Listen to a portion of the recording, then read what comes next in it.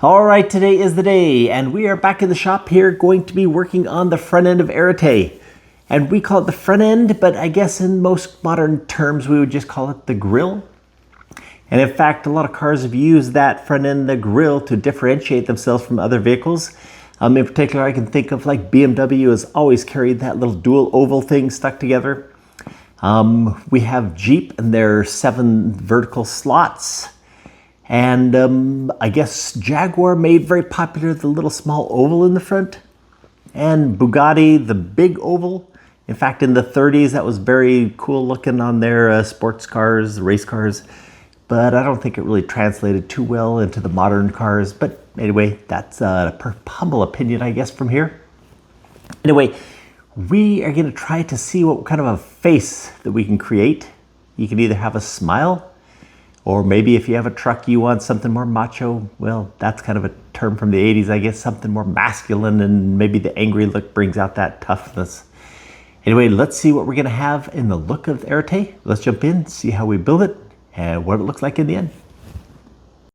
Originally, I was going to 3D print this part, try that method, but I just defaulted back to what I am much more comfortable in.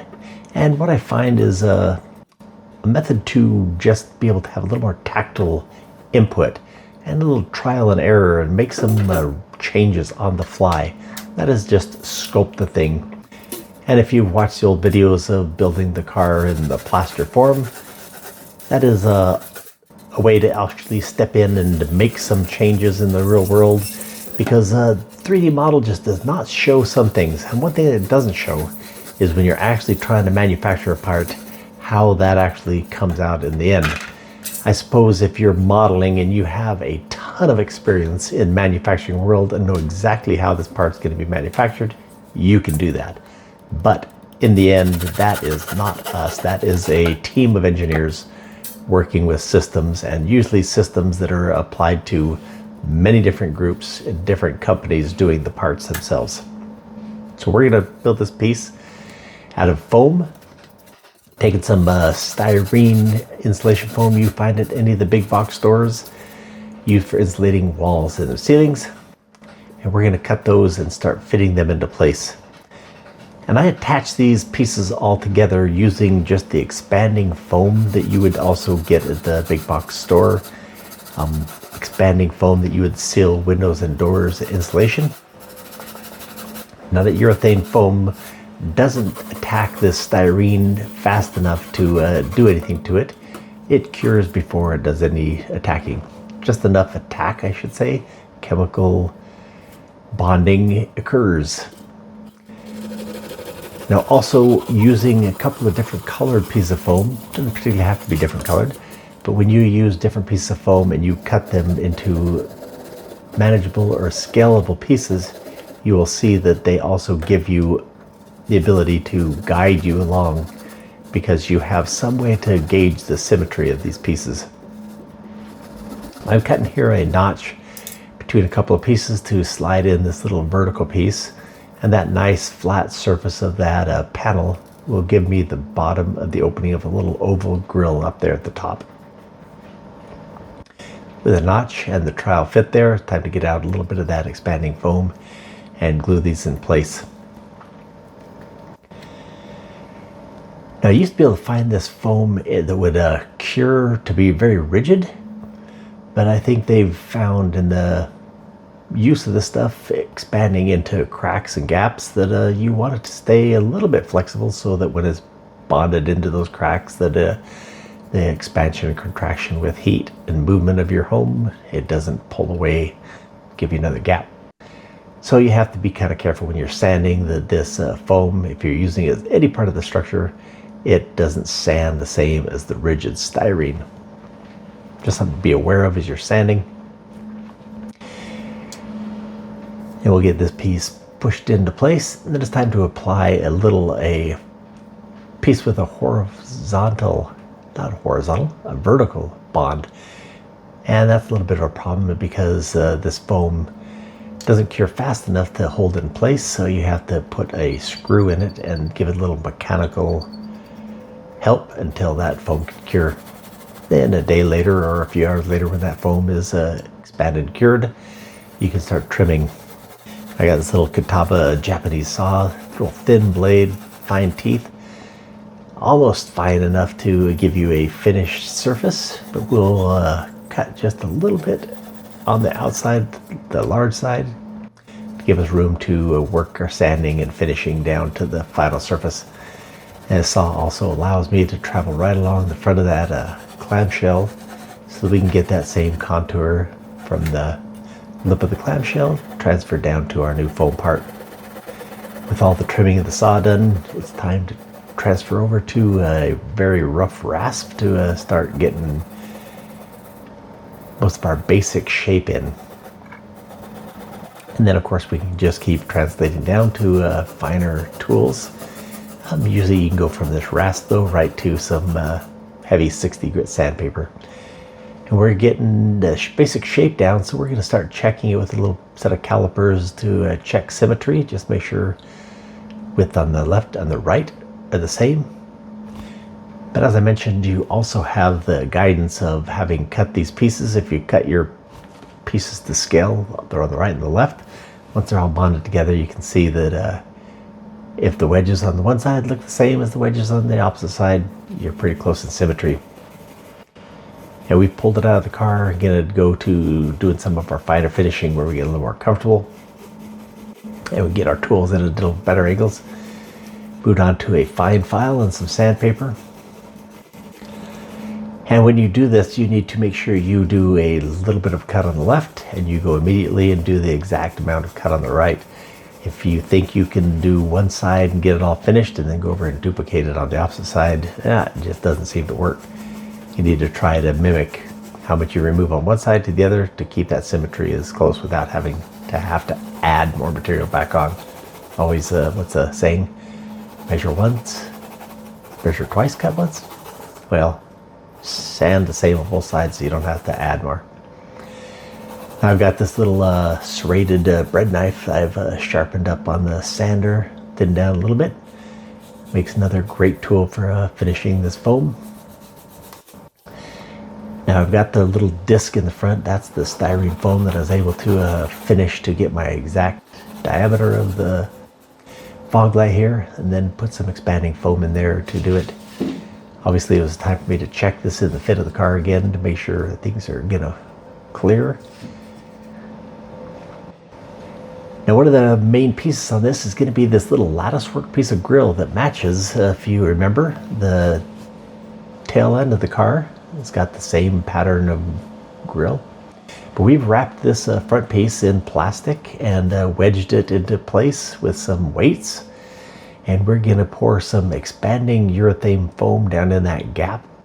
And that'll give us basically give us the exact contour of the grill, so that we have, well, it was a nice little concave shape, so it's kind of hard to rough that out with the rasp, so the expanding foam is going to do that for us. Of course, the foam is going to expand beyond where we want it, and we're going to scoop a little bit of the expanded foam over and fill one of the gaps on the side there, but that stuff's going to be cured really quick.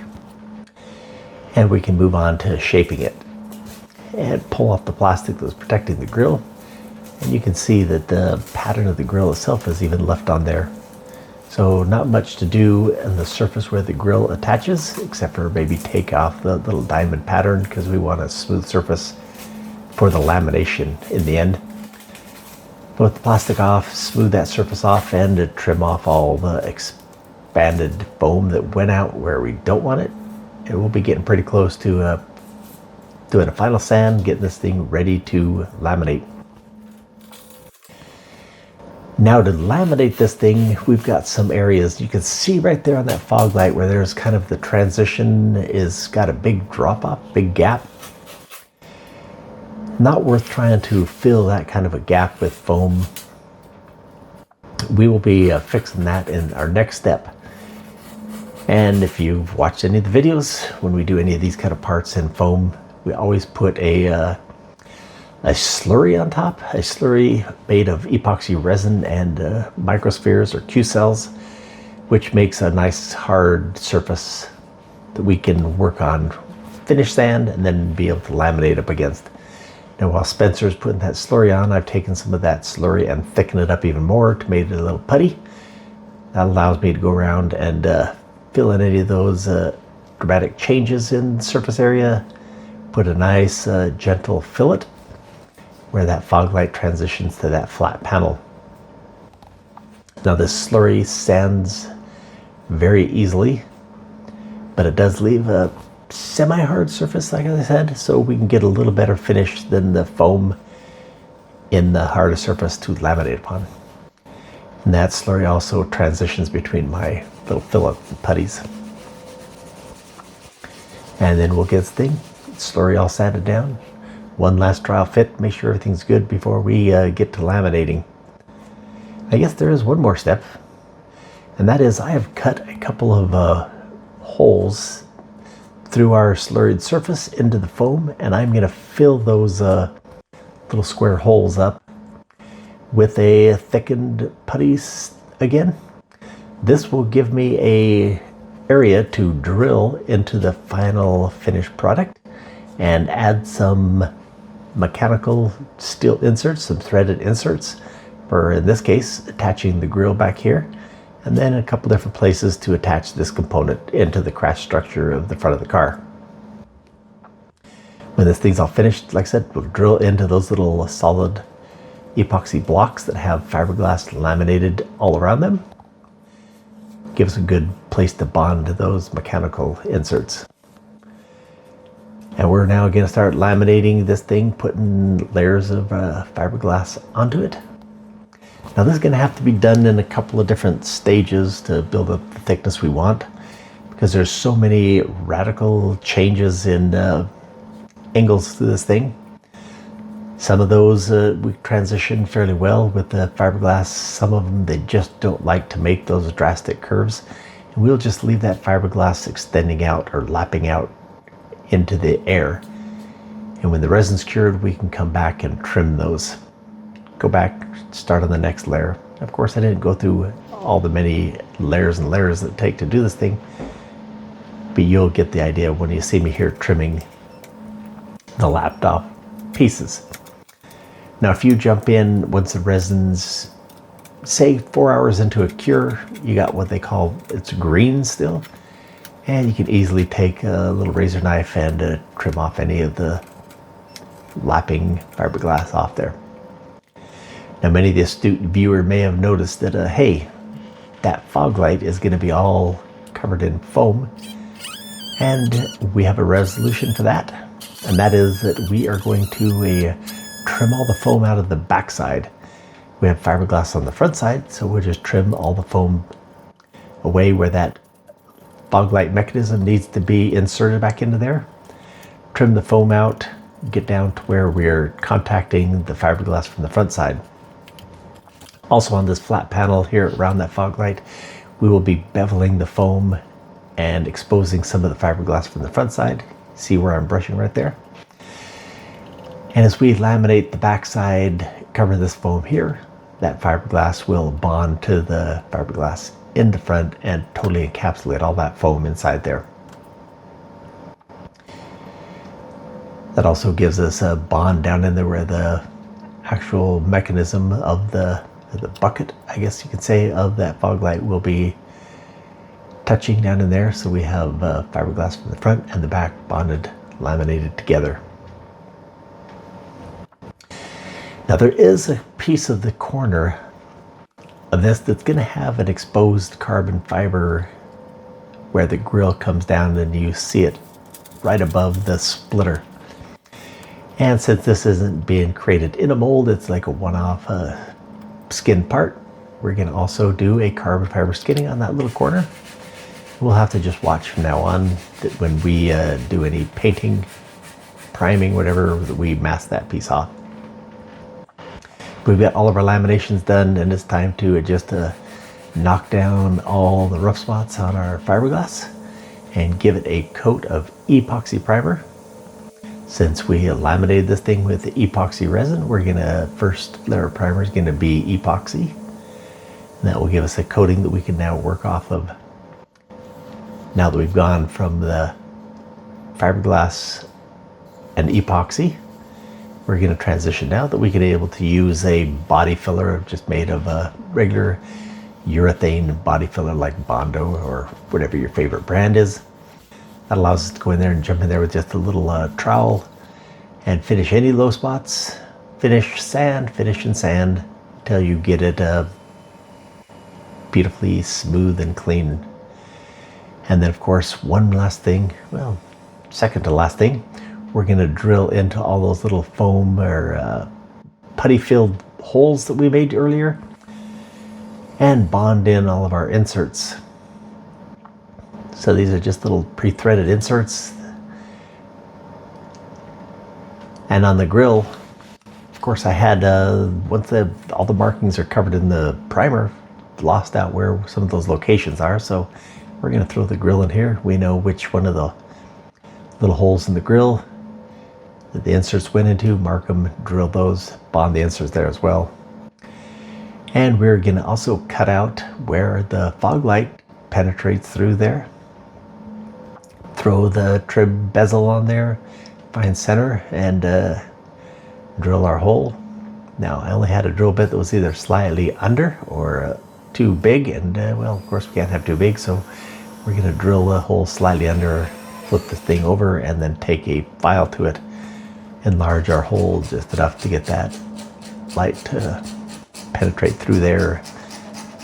And it will be sandwiched between the fiberglass and the bezel and the light fixture, and fastened with a couple little machine screws that travel between the two. So throwing the light in there, marking where those machine screws will pass through, and I'll take a drill and use it like a little mini milling machine, get a little notch, and then push sideways on the drill bit and notch those things out. It looks somewhat like this, ready for a light to be received. Now with all the inserts, lights cut out, and our carbon fiber masked off, we're going to put one final coat of high build primer on this thing. Of course, there's probably some imperfections in there that will still come up, but those will be sanded out when we get ready to put the last primer and paint on this thing, when we have all the components ready to go. I wish I'd had some little better fixture to hold this thing up a little higher in the air, but when you do what you can do to get things done, so a little laying on the ground, a little kneeling by your part, we'll get the thing completely coated with nice, good, thick layer of high build primer, all the scratches, all the imperfections, well, most of them gone. And there it is, installed in the car for one final look. What do you think? Tell me in the description. Well, there we have another part primed and ready to be painted. Well, we'll set it aside for now and bring it back later with the other things that we're getting finished for paint. That stuff's coming along. Anyway, for now, I'm going to put a link right up here. That'll be a video of us building that front hood, that front clamshell, which is also part of the look we were trying to achieve today with that grill setup. But anyway, hope you enjoyed that video. Come back, see us again.